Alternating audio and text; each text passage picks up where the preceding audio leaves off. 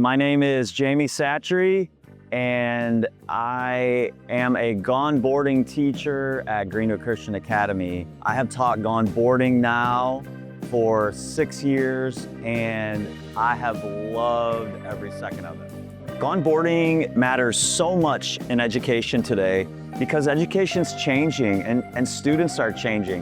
How they learn and how they adapt, that's all so important in this whole educational process. In gone boarding, it's so different than a traditional classroom. We have so much going on in our day-to-day. I don't know what they expect, but when they come in, I think they think they're gonna have to build something with their hands or learn things about new tools, but really it goes so much further than that. I have a student who's not interested in school, and they come in and all of a sudden they're interested in school, and they're focused and they're engaged, and every day they're excited.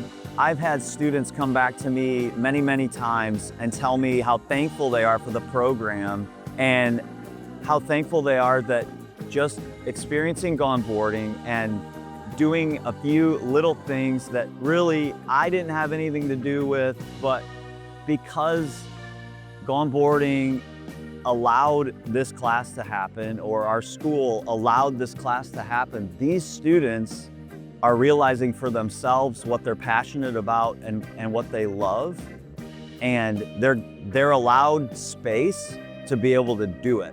And I feel like that's the biggest thing, is just like providing this space where students who may not even be traditional students who don't love sitting in science or math or English, all of a sudden they're in gone boarding class, they're dead quiet, and they're working in the corner, and they're getting after it all class long, and they're doing things and being more creative than I could even ever think about. And that's left a huge impression on me for how creative students can be and how gone boarding can reach students that may not be super traditional. I've had students wanting to take their projects home so that they can work on their board at their house. I've had students wanting to come in during lunch, work on their boards. I have students coming constantly during study hall.